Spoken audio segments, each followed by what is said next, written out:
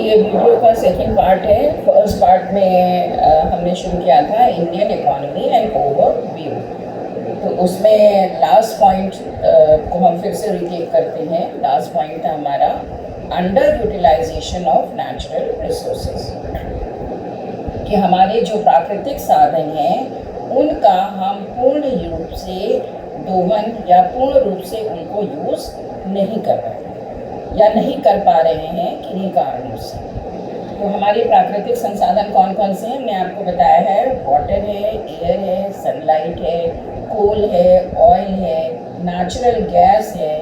ये सारे जो प्रकृति के साधन हैं, जो प्रकृति की अद्भुत देन है व्यक्ति के लिए, ये सब हमारे जीवन यापन के लिए बहुत ही आवश्यक है और हमारे प्रोडक्शन के लिए, प्रोडक्टिविटी के लिए इनका उचित यूटिलाइजेशन या इनका दोहन होना भी बहुत आवश्यक है। इसमें सबसे पहला हमारा जो अभी हमने आपको बताया दैट इज़ वाटर। वाटर जो है ये जीवन के लिए एक आवश्यक तत्व है। हम सभी जानते हैं, इसको एक्सप्लेन करने की कोई आवश्यकता नहीं है। कहा भी जाता है कि जल ही जीवन है। हमारा जीवन जो है जल के बिना अकल्पनीय है। तो जल तत्व से हम अपने जीवन की बहुत सारी आवश्यकताओं की पूर्ति करते हैं। जल जो है हमें प्रकृति से नदियों, नहरों, तालाबों और स्नो जो पहाड़ों पे बर्फ़ जमती है, ग्लेशियर्स जो हमारे हैं, कोस्टल वेटलैंड है, क्लाइमेटिक जो हमारा चेंज होता है, जो बरसात में हमें पानी मिलता है, ये सब हमारे वाटर रिसोर्सेज होते हैं जो कि हमें विभिन्न प्रकार से हमारे एक्टिविटीज़, प्रोडक्टिव एक्टिविटीज़ में हेल्प करते हैं। फॉरेस्ट आप सब जानते हैं, फॉरेस्ट या जंगल भी ये हमारी प्रकृति की देन है। आप सोचेंगे जंगल का क्या है, जंगल का क्या हमारी उपयोगिता है? नहीं, जंगल जो है आने वाले तूफानों को रोकता है। जंगल से हमें लकड़ी मिलती है। जंगल के जो वन प्राणी होते हैं वो भिन्न भिन्न प्रकार से हमारे समाज में उनकी अपनी एक उपयोगिता है। वो हमारे भिन्न भिन्न प्रकार से हमारी सेवा करते हैं और कई जगह हम उनकी उपयोगिता को नज़रअंदाज भी नहीं कर सकते हैं। तो वन संपदा जो है वो भी हमारे लिए प्रकृति की एक अद्भुत देन है। एयर, हवा, अब हवा की क्या उपयोगिता है आप सब जानते हैं। और साथ ही साथ हवा के साथ आज ये भी आप चारों तरफ अपने देख रहे हैं कि हवा में बहुत ज़्यादा प्रदूषण हो गया है। प्रदूषण मतलब हवा जो है वो हमारी गंदी हो गई है। उसमें जो हमें इनहेल करना चाहिए, जो ऑक्सीजन जो हमें मिलना चाहिए, जो शुद्ध वायु हमारे स्वास्थ्य के लिए लाभदायक है, वो हमें विभिन्न कारणों से नहीं मिल पाती। Air must be monitored in order to control and lower population level. आपने अभी कुछ दिन पहले भी सुना था कि दिल्ली में पॉपुलेशन जो दिल्ली की जो एयर है वो बहुत ज़्यादा पॉल्यूटेड हो गई है। कुछ समय पहले लखनऊ में भी ये सुनने को आया था। तो ये क्यों पॉल्यूटेड होती है ये आप सब जानते हैं कि जो हम डेंसिटी ऑफ पॉपुलेशन है, जो सड़कों पे लगातार वाहन चल रहे हैं, इंडस्ट्री से निकलने वाला धुआं है, तो ये सारी चीज़ें जो हैं पॉल्यूशन को जन्म देती हैं, जो जिससे कि हमारी श्रम शक्ति, हमारी जो मनुष्य की जो शक्ति है, कार्य करने की जो क्षमता होती है, उसको ये घटाती है। जहाँ हमें ऑक्सीजन की ज़रूरत है, स्वच्छ वातावरण की ज़रूरत है, स्वच्छ वायु की ज़रूरत है, वहाँ पर हमें प्रदूषित वायु को इनहेल करना पड़ता है, जो लॉन्ग रन में हमारे स्वास्थ्य के लिए हानिकारक है। और स्वास्थ्य के लिए जब हानिकारक होती है तो हर व्यक्ति का जो राष्ट्रीय आय में योगदान है, जो किसी भी तरीके से अपना कार्य कर रहा है, स्किल हो चाहे अनस्किल हो, उसके स्वास्थ्य में जब बुरा प्रभाव पड़ेगा तो ऑब्वियस सी बात है देश की प्रोडक्टिविटी पे बुरा असर पड़ेगा, और प्रोडक्टिविटी पे बुरा असर पड़ेगा तो देश की राष्ट्रीय आय पे बुरा असर पड़ेगा। तो इसलिए हमें अपने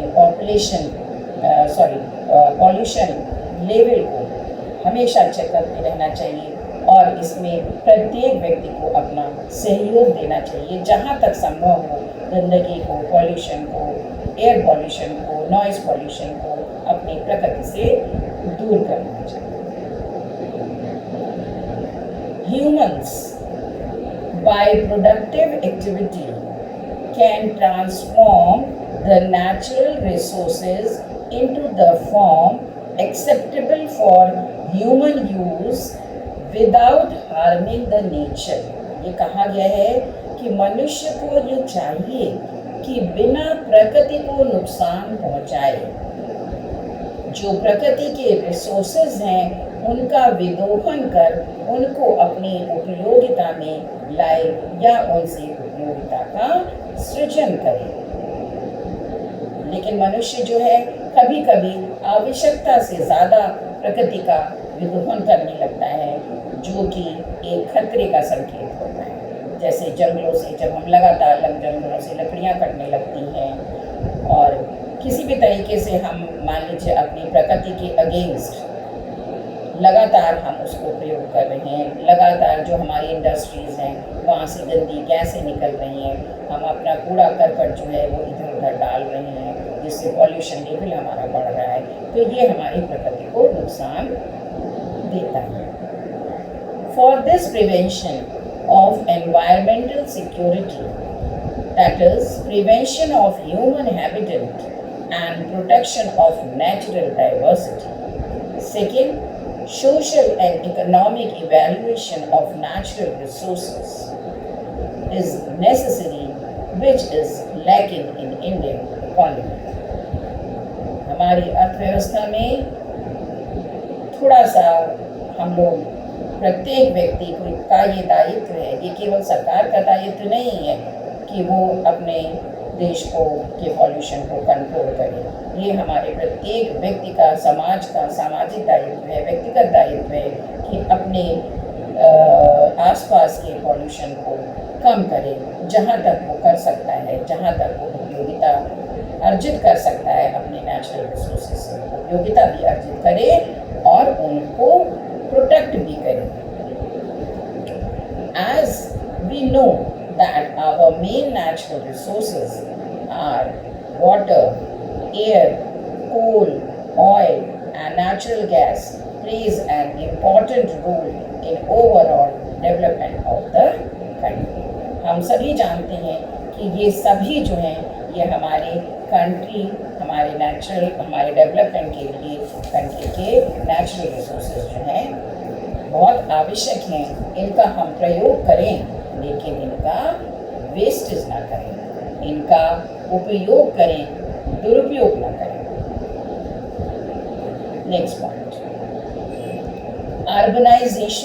अर्बनाइजेशन मीन्स शहरीकरण। दैट मीन्स गांव की जनता जब शहर की तरफ बढ़ने लगती है या शहर में आके निवास करने लगती है तो उसको बोला जाता है अर्बनाइजेशन या शहरीकरण।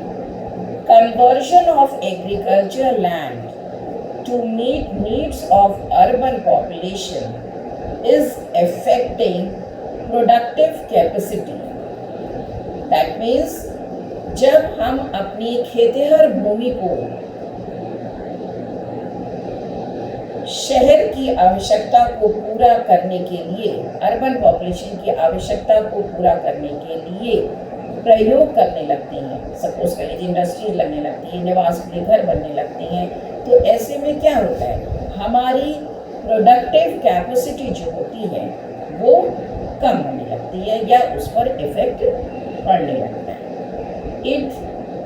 The need of the time for better utilisation of land, a sustainable manner to fulfill the demand of growing population without increasing the degraded land is required।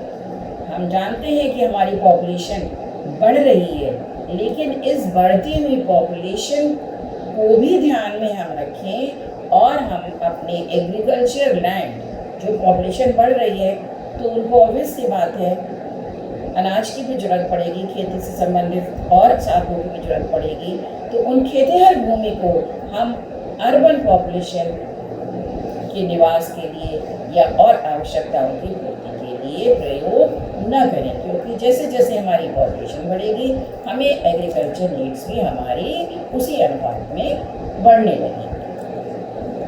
Next point, black market and money और underground economy. ये बहुत ही परिचित शब्द है। Black money को हम unaccounted money भी कहते हैं, अर्थात प्रत्येक व्यक्ति जब अपनी आय को, राष्ट्रीय आय की गणना करते समय अपनी आय को उसे घोषित करना पड़ता है जिस पर कि वो सरकार को टैक्स देता है। तो यदि प्रत्येक व्यक्ति अपनी आय को घोषित नहीं करता है, अपनी आय को प्रॉपरली काउंट नहीं करता है, इंटेंशनली उसको छिपा लेता है सरकार से, तो इसको ब्लैक मनी कहती हैं, या अनअकाउंटेड मनी, वो मनी जिसकी की गणना राष्ट्रीय आय में नहीं की गई है। तो ब्लैक मार्केट का मतलब है हमने जानबूझकर किसी विशेष उद्देश्य की, अपने व्यक्तिगत लाभ के लिए हमने अपनी जो हमारे आय है उसको हमने सरकार को डिक्लेयर नहीं किया। तो इकोनॉमिक क्राइम्स, आप जानते हैं ये सब बहुत ही जनरल जो हमारे सराउंडिंग्स में हम डेली न्यूज़ में, पेपर में सुनते हैं। Economic crimes cause significant damage to the general economy of the country, adversely affecting the growth and development of the nation। देश के विकास पे इन सब चीज़ों का विपरीत प्रभाव पड़ता है। Economic crimes are, economic crimes क्या हैं? Corruption, no need to explain the term, tax evasion, कर की चोरी करना, और ब्लैक मार्केट। ये कुछ ऐसे इकोनॉमिक क्राइम्स हैं जो कि हमारी राष्ट्रीय आय की को कम करती हैं, या जिनको कि हम राष्ट्रीय आय में गणना नहीं कर पाते हैं। लोगों का हमें सहयोग नहीं मिल पाता है, लोग इसको छिपा लेते हैं अपने इनकम को। तो जिससे राष्ट्रीय आय की जो गणना, जो एक्चुअल में हमारी नेशनल इनकम होनी चाहिए, वो नहीं आ पाती, या उसकी गणना सही नहीं हो पाती। Next, lack of capital formation. Capital formation आप सब जानते हैं, व्हाट इज कैपिटल फॉर्मेशन? जो हम अपनी आय का भाग बचा के रखते हैं, सेविंग जो हम करते हैं अपनी भविष्य की आवश्यकताओं की पूर्ति के लिए, और उन्हीं सेविंग्स को जब कोई साहसी द्वारा किसी विशेष उद्देश्य की पूर्ति के लिए कन्वर्ट कर दिया जाता है, लगा दिया जाता है, किसी उद्योग धंधों में उनका प्रयोग कर लिया जाता है, तो उसको कैपिटल फॉर्मेशन कहते हैं। तो जितना जिस देश के पास पूंजी होगी उद्योग में लगाने के लिए, उतना ही वो देश विकसित करेगा।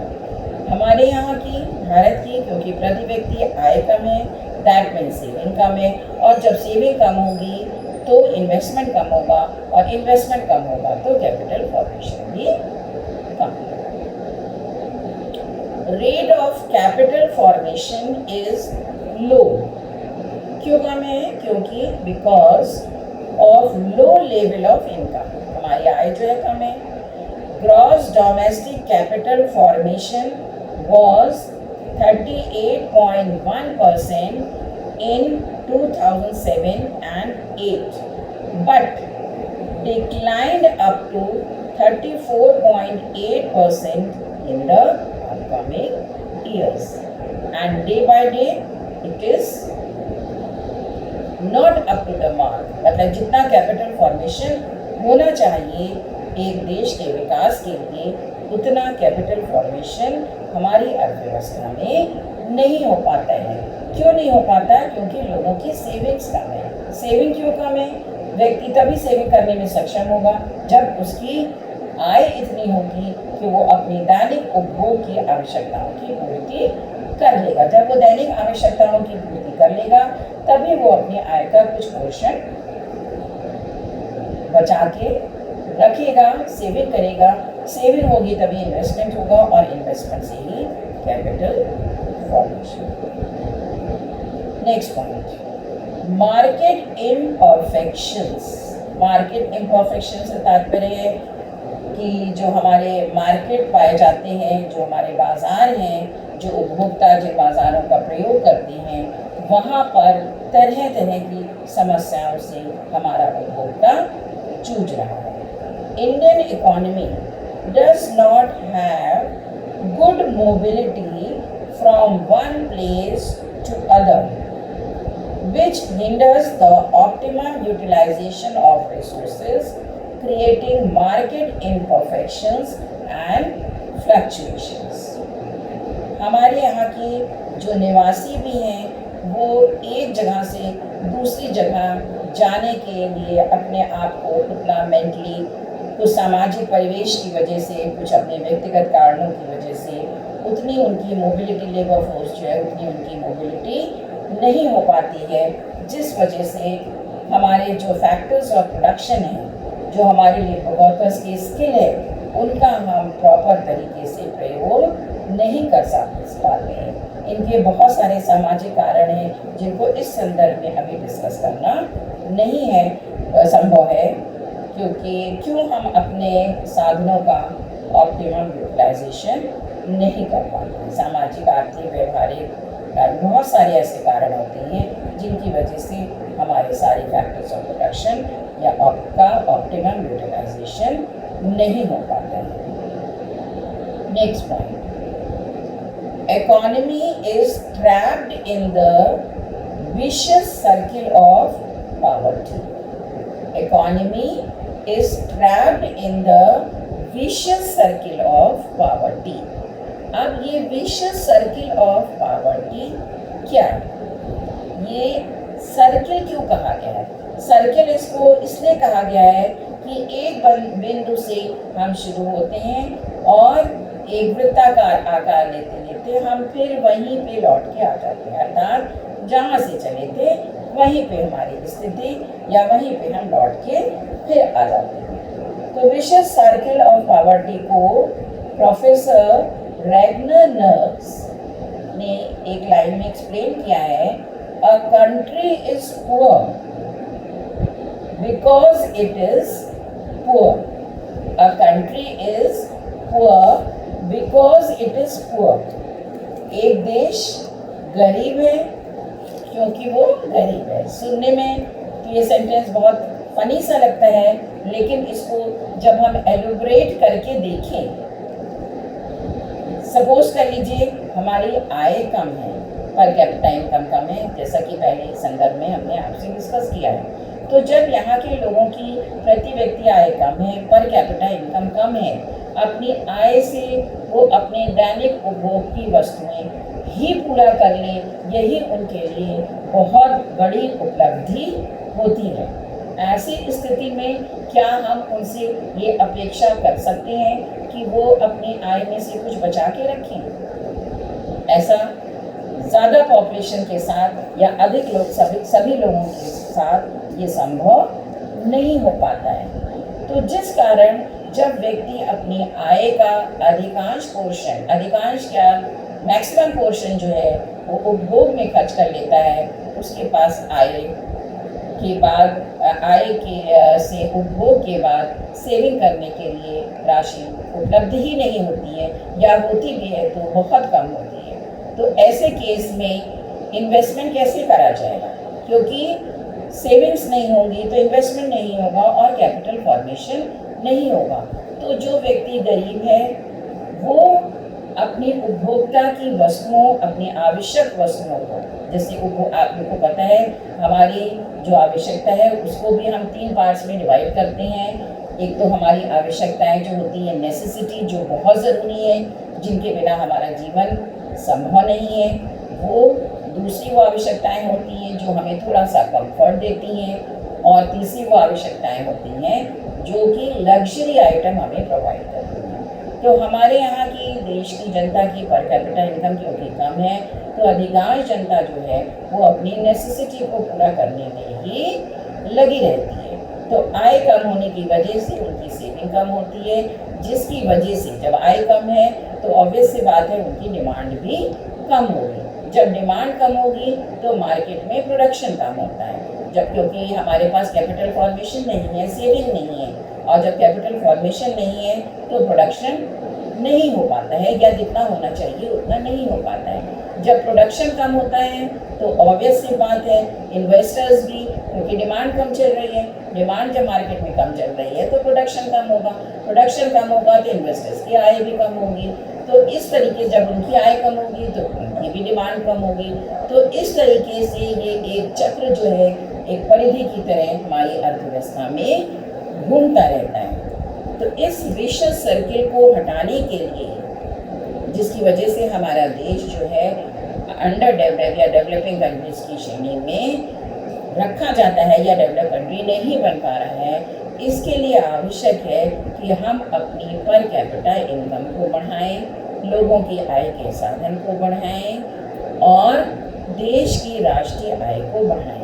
ये तभी संभव हो पाएगा जब ऊपर जितने भी हमने पॉइंट्स डिस्कस किए हैं कि जैसे पॉवर्टी ना हो, लोगों को शिक्षा दी जाए, स्किल्ड वर्कर्स हों, उनकी मोबिलिटी हो, नेचुरल रिसोर्सेज का हम प्रॉपर तरीके से प्रयोग कर सकें। जितने भी स्टेप बाय स्टेप हमने सारे पॉइंट्स डिस्कस किए हैं, उन सारे पॉइंट्सों को जब हमारी अर्थव्यवस्था में कंसीडर किया जाएगा, उपयोग किया जाएगा, उनका यूज़ किया जाएगा, तो हमारी प्रोडक्टिविटी इंक्रीज़ करेगी। और जब प्रोडक्टिविटी इंक्रीज़ करेगी तो हमारी इनकम भी इंक्रीज़ करेगी, इनकम इंक्रीज़ करेगी दैट मीन्स आय इंक्रीज़ करेगी, आय इंक्रीज़ करेगी तो हमारी सेविंग्स इंक्रीज़ करेंगी, और सेविंग्स के साथ ही हमारा कैपिटल फॉर्मेशन होगा और देश जो है वो हमारा तरक्की करेगा। Next, traditional setup of society.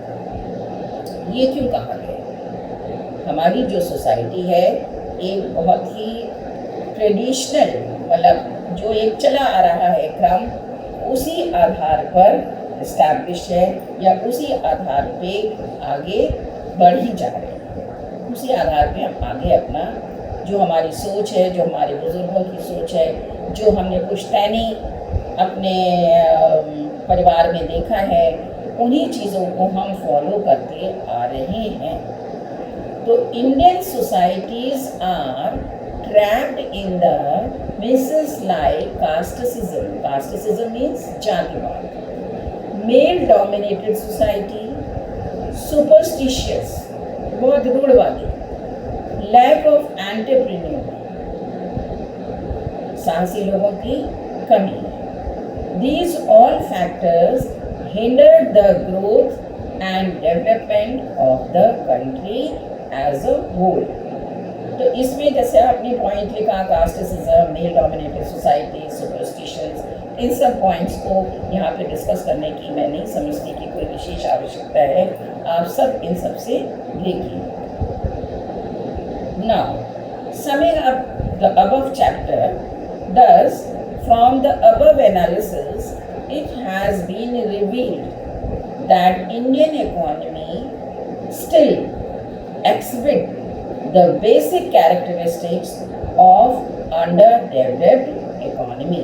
अभी भी यहाँ पर underdeveloped economy की basic characteristics विद्यमान हैं अविकसित देश की। बट लेकिन considering its development, हर क्षेत्र में इसका जो विकास हो रहा है, developmental strategy followed during last 6 decades of its planning, जो पंचवर्षीय योजनाओं के अंतर्गत जो हमने प्रगति करी है, जो हमने विकास किया है, उसको देखते हुए and the progress attained in certain area thereupon, Indian economy can be safely considered as a developing economy। इन सारी चीज़ों को देखते हुए हम ये कहते हैं कि हमारी जो इकॉनमी है ट्रेडिशनल है, कास्टिसिज्म है, और यहाँ लोग बहुत गरीब हैं, इनइक्वालिटी, ये सारे पॉइंट्स को हम मानते हैं। लेकिन गत कुछ वर्षों में जो हमारी पंचवर्षीय योजनाओं के तहत इन सभी पॉइंट्सों में विकास किया गया है, जो उत्पत्ति या जो चेंजेस, जहाँ तक कास्टिसिज्म, एक छोटे छोटे पॉइंट्स को भी आप अलग अलग देख सकते हैं। कास्टिसिज्म की जो बात करी गई है, ये हमारी सोसाइटी ट्रेडिशनल अवश्य है, आज से कुछ साल पहले तो बहुत ही ज़्यादा जातिवाद माना जाता था, लेकिन धीरे धीरे हम हर चीज़ में देखते हैं, चाहे वो मेल डोमिनेटेड सोसाइटी हो, चाहे सुपरस्टिशन हो, हमारा समाज जो है, हमारा जो एक व्यक्ति का जो अपना व्यक्तित्व है, शिक्षा की लगातार प्रगति हो रही है, जिससे धीरे धीरे हमने इस पर विजय प्राप्त करनी शुरू कर दी है। और बहुत हद तक आज की जो न्यू जनरेशन है, जो नए बच्चे हैं, वो कास्टिसिज्म या सुपरस्टिशन या इन सब चीज़ों को उतना नहीं मानते हैं। तो इन्हीं सब आधार पे हमारी इंडस्ट्रीज़ भी डेवलप करनी है, सरकार ने विशेष कदम उठाए हैं, अनएम्प्लॉयमेंट को दूर करने के लिए सरकार ने कदम उठाए हैं, और सरकार जो हमारे बेरोज़गार व्यक्ति हैं उनको सरकार विभिन्न योजनाओं के तहत साथ ही साथ कन्या या स्त्रियों या कन्याओं की शिक्षा के लिए भी सरकार ने विभिन्न योजनाएं बनाई हैं, जिससे कि जो लड़कियां हैं, कन्याएं हैं, जो पढ़ सकेंगी, जो मेल डोमिनेशन उनको आगे चल के बर्दाश्त करना पड़ता है, उससे उनको मुक्ति मिल सकती है जब वो आत्मनिर्भर होंगी। तो ये बहुत सारे ऐसे पॉइंट्स हैं जिनको अलग अलग हम देखते हुए सारांश में ये कह सकते हैं कि हमारा देश जो ट्रेडिशनल सोसाइटी था, ज़रूर बहुत सारे जो पॉइंट्स हमने डिस्कस किए हैं अंडर डेवलप्ड इकोनॉमी के, वो सारे हमारी इकोनॉमी में आते हैं, हम इस चीज़ को नज़रअंदाज नहीं कर सकते हैं। लेकिन पिछले कुछ डिकेड्स को भी हम कंसीडर करेंगे और उनको देखते हुए जो हमने प्रगति करी है, जो हर क्षेत्र में हमें आशा की किरण दिखाई दे रही है, जो हमारी सरकार की निरंतर योजनाएं हमारे सामने आ रही हैं, इन सब को देखते हुए हम ये कह सकते हैं कि भारत जो है एक प्रगतिशील देश की श्रेणी में आ गया है और इसको हम डेवलपिंग इकोनॉमी कह सकते हैं। चारों तरफ हमें आशा की किरण है और हम अपने पथ पे, प्रगति के पथ पे day by day, step by step बढ़ रहे हैं, इसी आशा के साथ कि एक दिन हमारा देश जो होगा वो पूर्ण रूप से विकसित देशों की श्रेणी में आएगा, विकसित देशों के साथ कंधे से कंधा मिला के खड़ा। इसी के साथ हम उम्मीद करते हैं आपको ये चैप्टर अच्छे से समझ में आया होगा कि हमारी भारतीय अर्थव्यवस्था का ओवरऑल स्वरूप क्या है और इसकी शॉर्टकमिंग्स क्या हैं, इसके फेवर में क्या points. Thank you so much.